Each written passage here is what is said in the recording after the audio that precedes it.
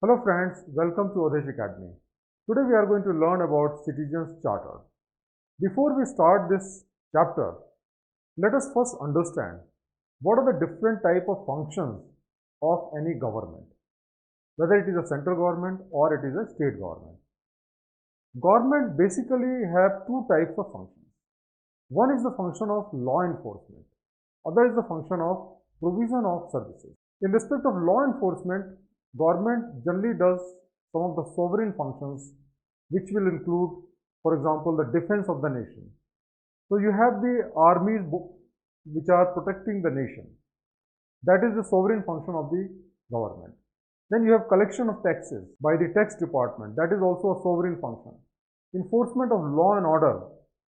The parliament makes the law and the government through its machinery enforces the law. That is also one of the law enforcement function of the government. Then maintenance of the law and order. See that there is a peace and tranquility maintained in the society. So these are some of the examples of the law enforcement function of the government. In addition to that, there are many functions which are in the nature of service. So these functions may, for example, include providing the driving license. So if you want a driving license, you go to the RTO office and you get a driving license. Similarly, granting refund to the taxpayers. We collect the taxes, but there are cases when the refund has to be granted. That becomes basically a service function. Giving registrations, licenses, providing health care, government subsidies, financial assistance, all these are basically different type of service functions which government performs. So government performs law enforcement functions where they have a monopoly and basically they have to do in their own way. But when it comes to service functions, there are expectations involved from the citizens. Citizens expect these services to be given in an efficient manner. Now, in order to deal these services, there is a role of Citizen Charter. So let us understand what is the meaning of Citizen Charter.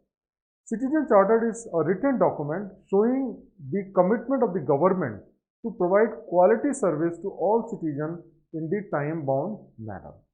So, in the Citizen Charter, government make a commitment to the citizen that we are going to provide you these services in such time-bound manner, in such way. So, that is basically the purpose of Citizen Charter.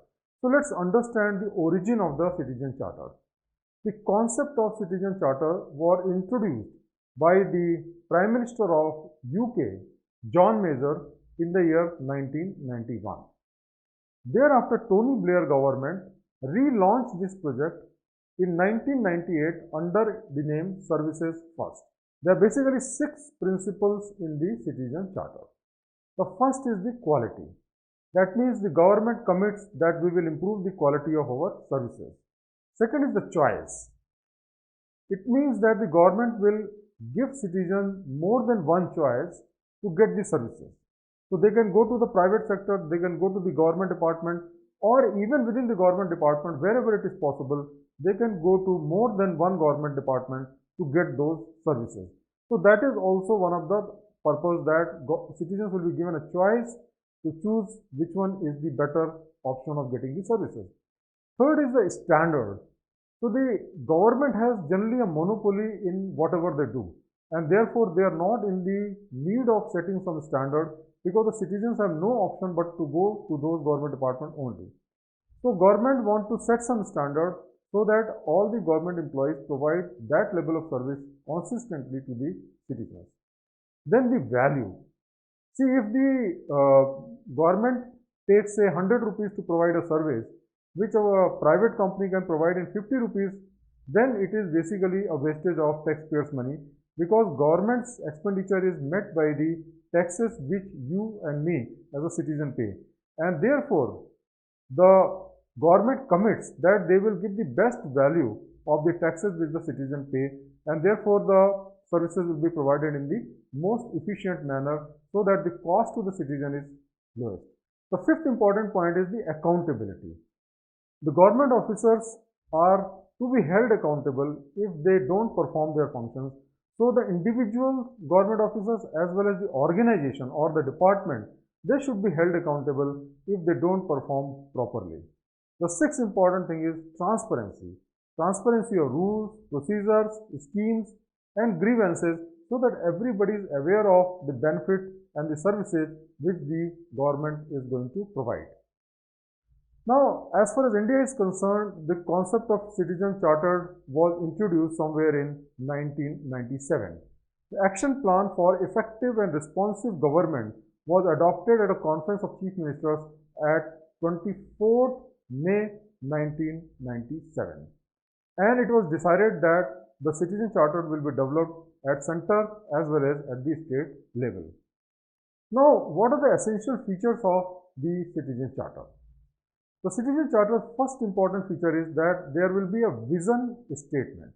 Now, the vision statement basically means that the government will commit that this is our vision. This is what we want to achieve. So, this vision statement will basically reflect the final objective of an organization and the manner in which the government seeks fulfillment of these achievements. Vision statement must be prepared through consultative process involving all the stakeholders. So, vision is not the government because government is representative of the people and therefore, the involvement of the people and other stakeholders should be there when we prepare the vision statement. For example, one of the department like Central Board of Indirect Taxes and Customs, CBIC, its vision statement is something like this. Our vision is to provide an efficient and transparent mechanism for collection of indirect taxes and enforcement of cross-border controls with a view to encourage voluntary compliance. So that is basically the vision statement, that what they want is that they want to control the cross-border activities, they want to collect the indirect taxes in an efficient manner, and at the same time they want to make voluntary compliance. That means let the people voluntarily pay rather than using force against them. So that is what is their vision. So once your vision is clear, the next step is mission statement. Now, the mission statement outlines the specific objectives which propels the organization in tune with its vision. So, let us see the mission statement of the CBIC. The mission statement of the CBIC is, our mission is to achieve excellence in the formulation and implementation of customs, central excise, service tax or GST laws and procedures aimed at, number one, realizing the revenue in a fair, equitable, transparent and efficient manner. Each term is very important. The revenue collection has to be fair. That means everybody should pay the same amount of revenue. It should be equitable. It should be transparent. People should know how much of the tax they are paying, and it should be done in efficient manner so that people have to spend least energy while paying their taxes. Next is the administering the government economic, taxation and trade policies in a pragmatic manner, and facilitating trade and industry by streamlining and simplifying customs, central excise and service tax. Because tax payment is one of the great requirement of the trade, and therefore if the trade's energy is wasted on payment of the taxes, they will not be able to do their business properly. And therefore, once we streamline the taxes, then they can do their business properly.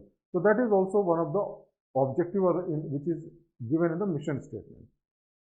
The next step is that the government department should identify their services. What are the type of services they provide?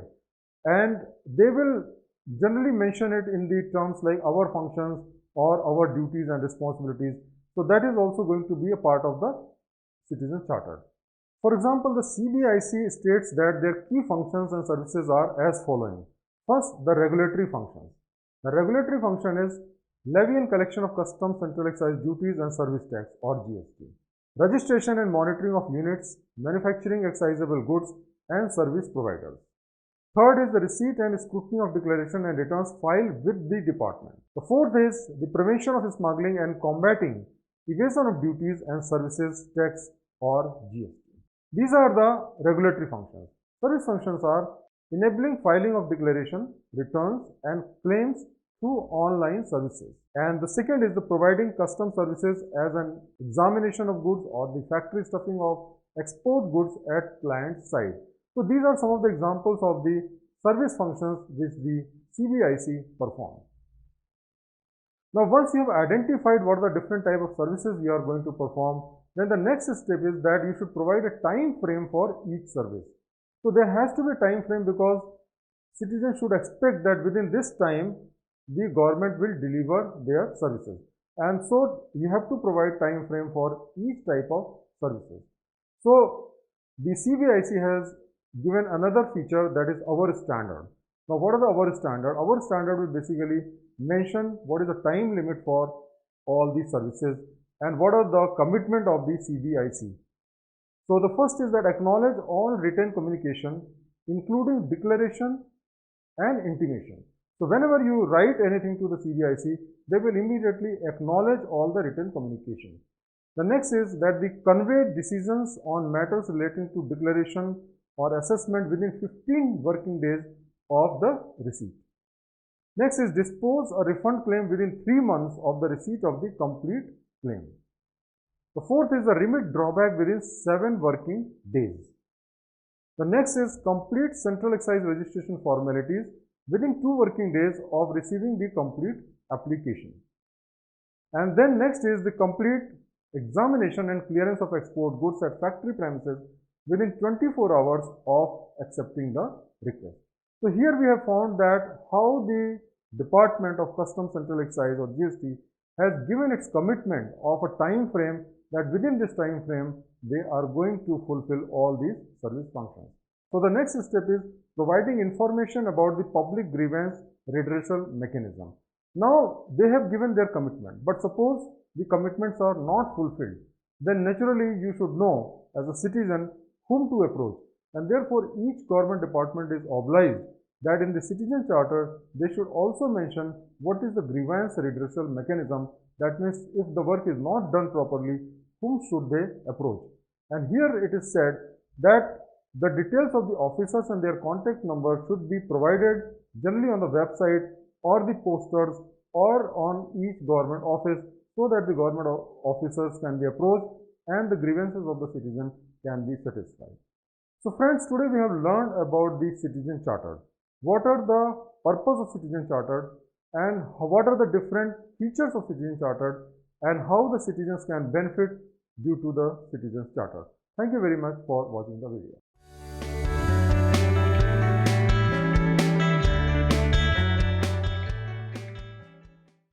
Friends, we have learned about the Citizens Charter in the last lecture. Now we are going to learn about the evaluation of Citizen Charter, because it has been in existence for almost 2 decades. What has been its benefit, where it has failed, so that we are going to learn today. First of all, the Citizen Charter has not been as successful as it was expected to be, and there are many reasons for it. So let us first understand those reasons why it could not succeed. First is the centralization. Even though it was thought that Citizen Charter will be prepared with the joint consultation with the government and the citizens, but actually on the ground, the Citizen Charter was driven from the top. It was decided by the top echelons, the top bureaucrats, and then it was enforced on everybody else. So the consultative process was minimum. The role of the citizens were minimum.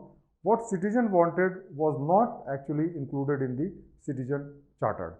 So it became something like a routine function of the organization, and nobody paid too much of attention on this. The second reason why Citizen Charter did not succeed was the lack of training. We have to understand that Indian bureaucracy carries the legacy of the British Empire. They still consider themselves as a ruler rather than the public servant. So they are not courteous with the people. They are rather very arrogant. And Citizen Charter expected a certain level of services, courtesies, which was not possible unless you provide suitable training to the government officer. And that training was never provided. Most of the government officers were not even aware of the content of the charter. The third was lack of awareness. You have to understand that the Citizen Charter was meant for the citizens. Citizens should know that these are my rights. This is what the promises of the government. But the government did not do much publicity of the Citizen Charter. As a result, what happened that citizens were not aware of their rights, the commitment of the government, and most of the citizens are not even aware that there is something like a Citizen Charter that is provided in each government department. The next reason why it did not succeed was that the goal set was very, very unrealistic. The standard can be set by anybody. You can set a very high standard for your government department. But whether those standards can be met, that's a question. For example, if suppose there is a tax department and it promises that the refund will be given within a period of 3 months, and suppose it has been designed that this will take care of say 100 taxpayers. Now, if instead of 100 taxpayers there are 1000 taxpayers, definitely this 3-month limit cannot be complied with. As a result, what will happen that however hard the officers will try, they will not be able to fulfill those limits. Similarly, in some places, what will happen that there will be more number of employees and there will be less number of taxpayers. There they can fulfill it very, very comfortably. So, due emphasis was not made that link it with the actual capacity to deliver the results. So, sometimes these standards were set to be very high, sometimes it were too low, and as a result it was not realistic, and so it did not succeed. And it has actually created a very unfavorable impression in the mind of the citizen, because once you make a commitment and if you fail to fulfill that commitment, your impression goes down. The fifth important reason why it was not succeeded was lack of publicity. You have hardly seen any advertisement on the TV or in the public platform that about the citizen charter. Citizen charters has hardly been publicized by the government departments, because it was something like a commitment from the government, which was something like a reluctant approach. So government was making a commitment, but they did not know how to fulfill that commitment. So it was not given due publicity, and the information browsers or the publicity materials, all these which were produced by the organizations basically were not treated as a citizen charter, but it was considered as something like a publicity material, and the citizens did not give due emphasis to that. And the sixth important thing was that there was a poor compliance redressal mechanism. Now suppose you say that I will give you drawback in 7 days or refund in 3 months, and suppose you have not given. In that case, what will happen to the person who has not given that refund? So that is a question. There was in fact absolutely no mechanism for enforcing that citizen charter. It was a voluntary thing, and therefore even if you don't get that refund within the time or the services within the time, there was nowhere you can go and claim any sort of damages from the government department. And that is the reason that citizen charter actually did not succeed. So after some time, when the citizen charter was implemented, government started realizing that it is not achieving its goal, and therefore the previous government has brought another bill where some sort of commitment and an enforcement mechanism was planned, and this bill was called Right of Citizens for Time-Bound Delivery of Goods and Services and Redressal of Their Grievances. So this was an improvement of the citizen charter, because it was not only given a time-bound delivery, but it made it obligatory on the government officers to provide this, and if the government officer failed to provide that, then there was mechanism to redress their grievances. So this bill was introduced in December 2011, but it could not be passed, and after the Lok Sabha was dissolved in 2014, it lapsed automatically. But it would be interesting to know what are the highlights of the bill. So according to this bill, the government decided that it will publish a citizen charter within 6 months of the commencement of the act. In this bill, it was provided that a citizen may file a complaint regarding any grievance which is related to the citizen charter, the functioning of the public authority, or the violation of the law, policy, or scheme. All public authorities to appoint officers to redress the grievances. So just like you have information commissioners or public information officers in case of RTI, similar type of thought was behind this move also. And grievances were to address within 30 days, and if it was not addressed, then you had a mechanism for appeal, and there was a provision for appointment of central and state public grievance redressal commissioner. Just like you have Central Information Commissioner, in the same way you had similar provisions in this bill also. And it was also provided that a penalty up to rupees 50,000 could be levied on the concerned officer by the grievance redressal officer if they fail to render the services which has been promised by the government. So this mechanism was provided that if the government officer failed to deliver the service, then he has to pay that much of penalty from his own pocket. Now, this bill was actually never implemented. There were certain reasons also. So let us understand why this was not implemented and what are the key issues and analysis of this bill. The first issue and the foremost was that Parliament may not have the jurisdiction to regulate the functioning of the state public officers. You should understand that majority of the services which are provided in this country are with the state government, and the Parliament cannot pass a law which will be applied on the state government because we have a federal structure and the central and state government have different powers, and therefore it was not possible for the Parliament to pass a law which will be binding on the state government as well.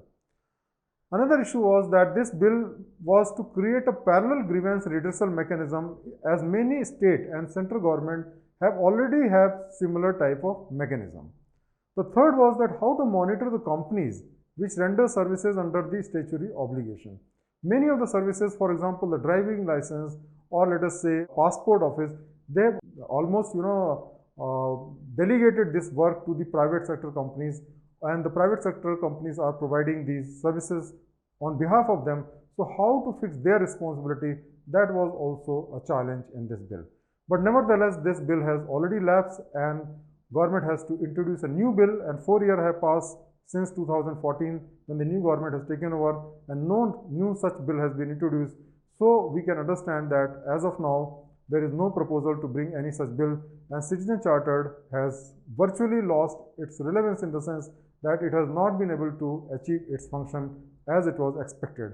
We have to have some sort of grievance redressal mechanism, and we should have a mechanism that the officer can be punished if they fail to deliver the services which has been provided.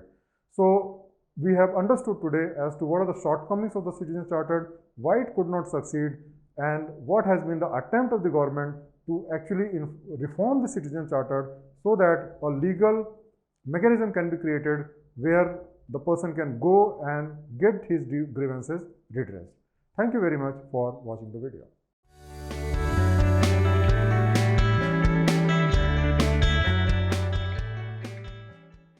Friends, we are going to learn today about the utilization of the public fund. What are the public funds? How they are utilized? What are the difficulties in utilization? What are the bottlenecks in utilization? All those things we are going to learn today. So first of all, let us understand what are the public funds. The Government of India and the governments of each state is the custodian of huge amount of public money. For example, the total collection of taxes alone in India in the last financial year, that is 2017-18, was more than 35 lakh crore rupees. So such a huge amount of fund is at the disposal of Government of India plus the states, and that is only the tax revenue. Other than that, the government also generate resources from many other sources like debts, financial assistance from international organizations, and the profit from the public sector units. So the proper utilization of all the public funds is extremely important for the development of the nation. Now there are three types of government accounts where the funds are deposited. One is Consolidated Fund of India, the second is Contingency Fund of India, and the third is the public account. So let's understand all the three types of deposits. Consolidated Fund of India. This has been constituted under Article 266(1) of the Constitution of India. In this fund, all the tax revenue goes, and non-tax revenue also goes into that, which is coming from the different sources. The loans raised by the government by issue of the public notification, treasury bills, internal debts, all that goes to Consolidated Fund of India. The loans obtained from foreign government and international institutions which are in the nature of external debt also goes into Consolidated Funds of India. Now let's know about the Contingency Fund of India. The Contingency Fund of India is created under Article 267 of the Constitution of India. The corpus of the fund is 500 crore rupees, which can be raised from time to time. Now it is like a impressed account, a temporary fund.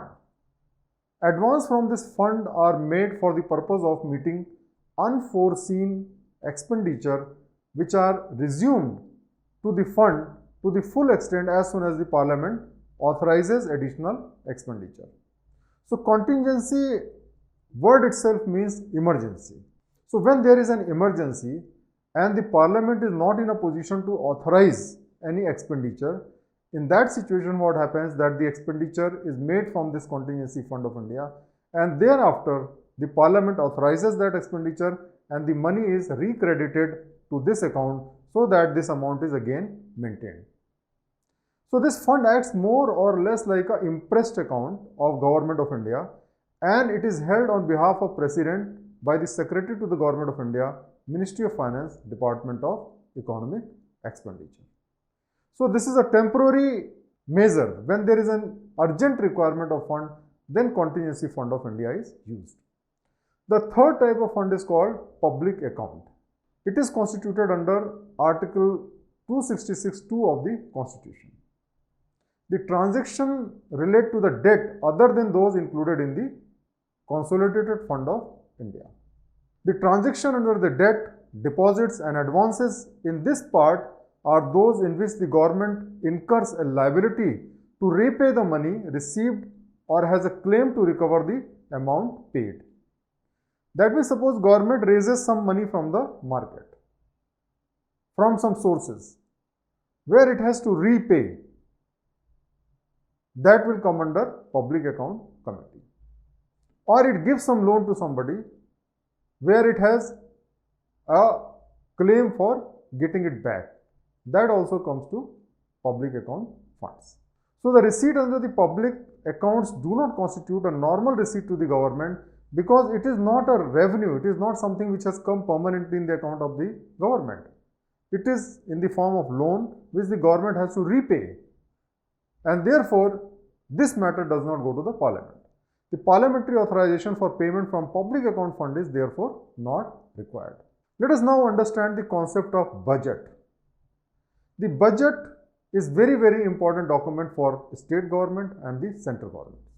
Government funds are provided by the budget, and no expenditure of government fund can be made without the approval of the Parliament or the state legislature, because Parliament and the state legislature are the ultimate custodian of the government money or the public money. Funds can be allocated to government departments, Panchayati Raj institutions or NGOs. And the agencies who are receiving the funds must submit the periodical utilization certificates. So whenever a government fund is given to any agency, they have to spend the money for exactly the same purpose for which the fund has been allotted, and after the fund has been spent, they have to inform the government as to how the fund has been spent. Now, how the expenditure from the budget is made, let us understand the procedure. First, an appropriation act is passed by the legislature to authorize the government to carry out an expenditure. Then expenditure is divided into two categories. One is called the revenue, which is current or ongoing, and capital expenditure, which is non-recurring, like creation or acquisition of assets. CAG has provided various heads for expenditure, and the funds are to be divided into each of these heads. And funds should be utilized only in the relevant head, and no diversion is permitted. Let me explain this a bit. For example, if you are in a government department, the funds will be allotted to different heads. For example, salary will be one head, expenditure on motor vehicle will be one head, office expenses will be another head, legal expenses will be another head.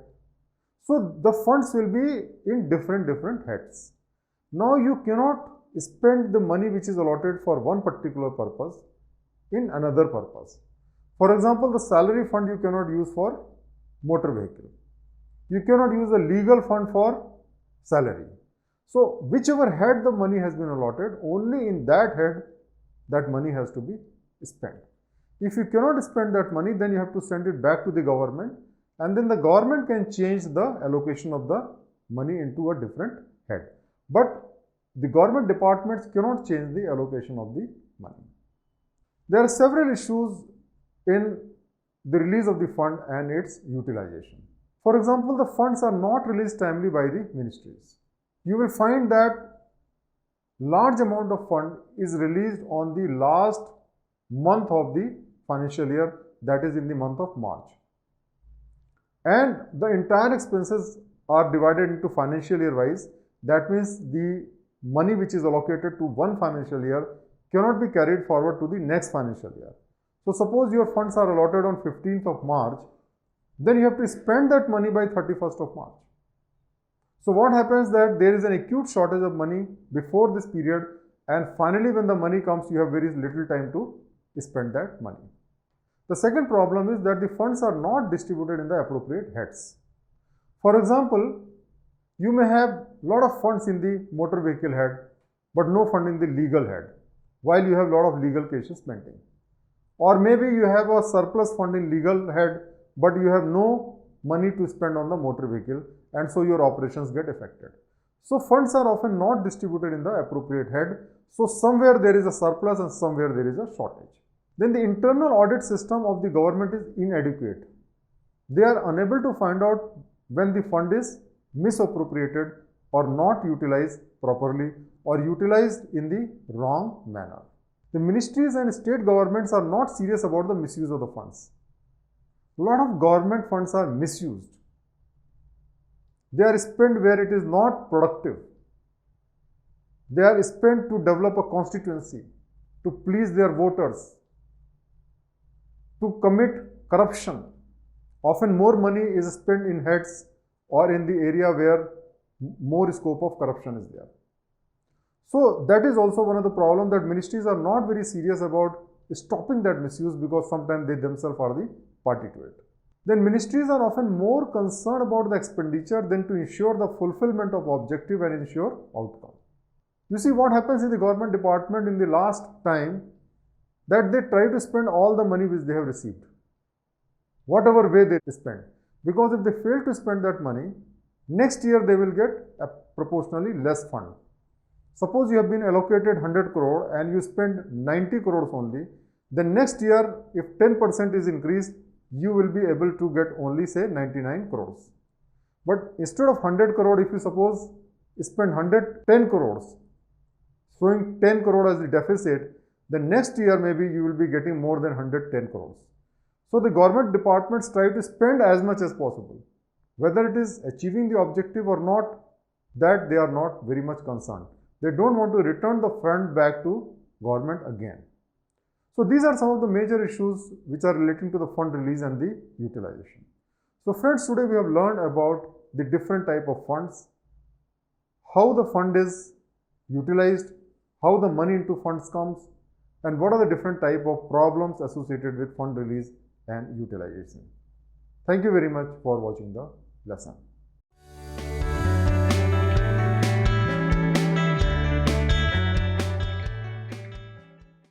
Friends, today we are going to learn about work culture, and this work culture pertains to different types of organizations. There is one type of work culture in a government department, one type of work culture in the corporate, one type of work culture in NGO, and so on. But within the same types of organization, like government organization, the work culture will vary from each department. For that matter, in each country, in each state, in each region. So, what is work culture and how does it impact the performance of an organization? What is the meaning of a good work culture? All these things we are going to learn today. So friends, let us first define what is work culture. Work culture is a concept which deals in the study of beliefs, thought, process and attitudes of the employee. That basically means what the employees believe, what are their core beliefs, what they think about the organizations and the different stakeholders, how the processes of the particular organization is defined, and what is the attitude of the employees. So all these things constitute the work culture. Now, work culture of the organization decides how the employees are going to interact with each other, how much they trust each other, and how much they follow the rules and procedures while performing their duties. So these are the things which decides what is the work culture of that particular organization. In a good organization, the people have trust for each other. They mutually respect each other. And the opposite is true for the organization which has bad work culture.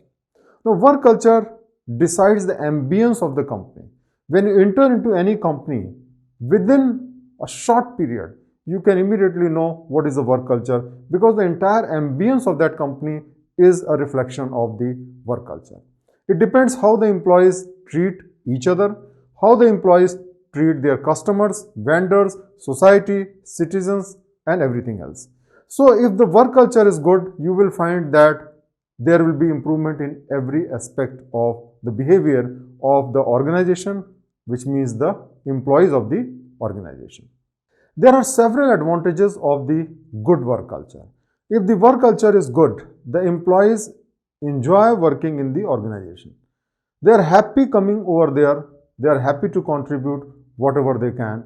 They give their best, and therefore the organizations achieve their goals and improve their profits. As a result, what happens that the attrition rates of the employees goes down, because the employees stick to their job and a positive environment is created in the office. Please remember that when the employees leave their job, lot of expertise, lot of effort which has been there for training the employee, all that goes waste. And therefore what happens, if the employees stick to the organization, it is good for the employee and it is good for the organization. So these are some of the advantages of the good work culture. Now we will know about what is the salient feature of the healthy work culture. The first thing you will notice when the work culture is good or healthy is that there is a voluntary compliance of rules and procedures. The first thing you will notice in any good organization, that in a good organization and in a healthy work culture, the people voluntarily comply with the rules and procedures. When the work culture is good, then everybody voluntarily follow all the rules and laws. It is because they feel like following it and they respect the organization and therefore its rules and procedures. There is no need for the organization to create a fear in the mind of the employee that if you violate the law, we are going to take strict action against you. And so in a good work cultured atmosphere, people follow the laws, people follow the procedures, and there is no conflict with each other. In such organizations, you will find that normally the rules and procedures will be very, very simple and employees will find it very easy to follow. But if the work culture is good, then there is a distrust between the employee and the employer. As a result, what happens that all the procedures are made much more elaborate and complex, and so employees find a way to bypass those procedures. And so the following the procedure become very, very cumbersome and difficult. So if the work culture is good, the procedures and the laws are simple and most of the employees follow it without any force or temptation. The second important aspect of the good work culture is mutual respect. If the work culture of an organization is good, employees respect each other and they consider themselves as a colleague rather than a superior or the inferior depending upon the rank. In very good work culture, you will find people addressing others by name. Even if there may be a seniority, but people will be referring them as name because that will show that they have equality, they have respect for each other. There is no politics in the office because politics happens when you divide and rule. But when people are working for a common goal, you will not find that there is any politics in a particular office.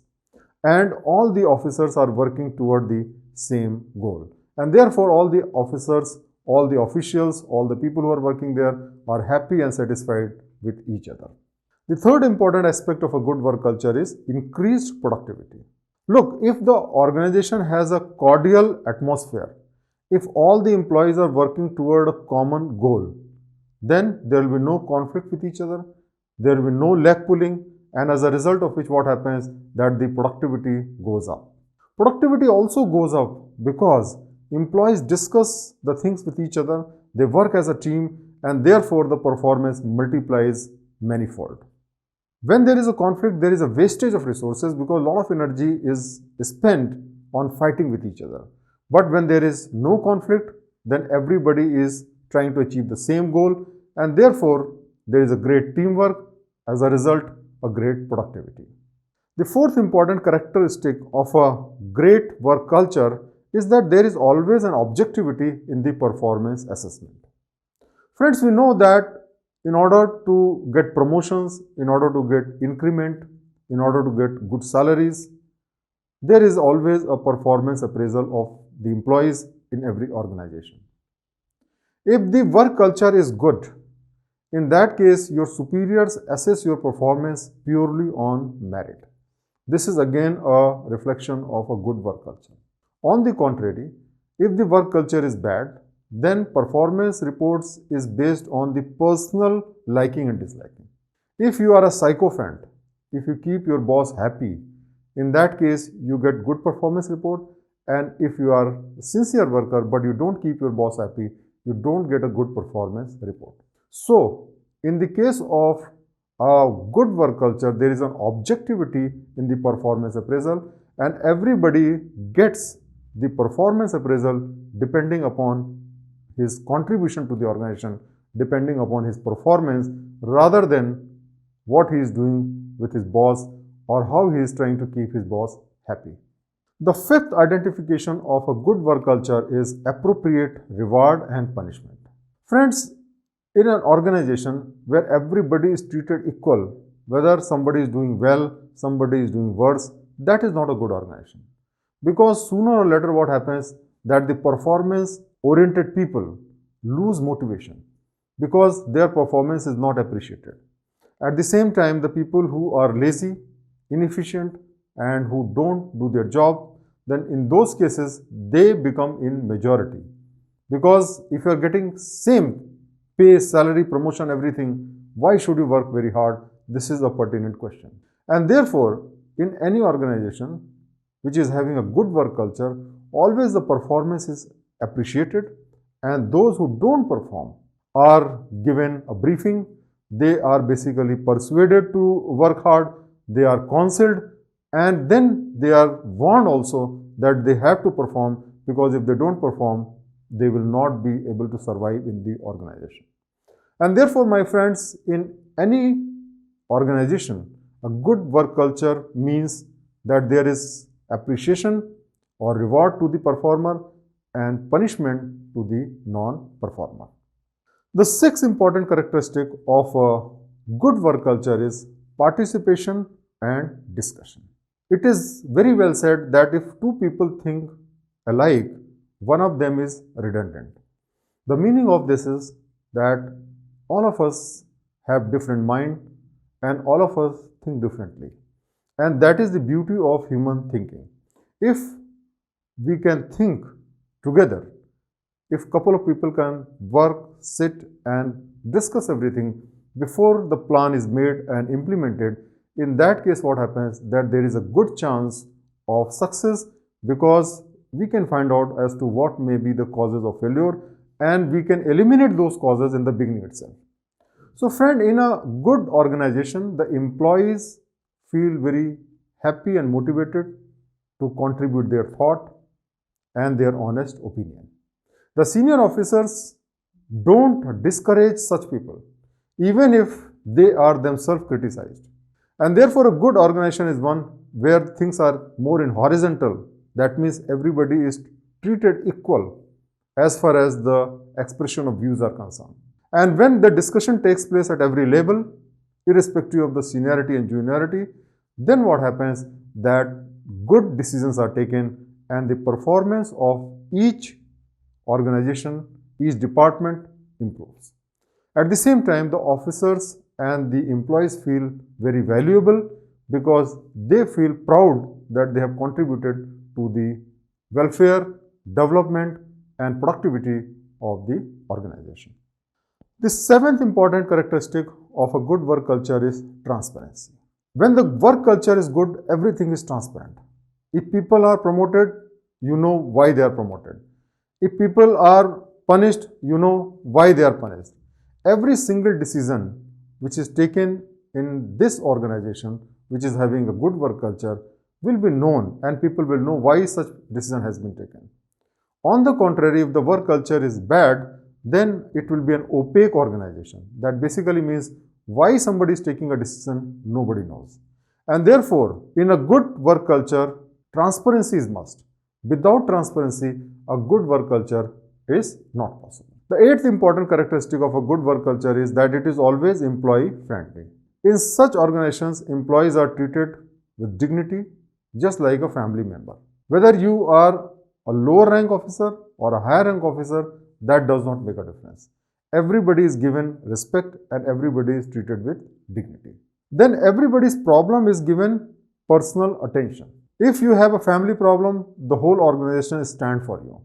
If you have a personal problem, everybody comes with you to solve that problem. They celebrate their birthdays and they support their employees when they are in trouble. And that is a reflection of a good work culture.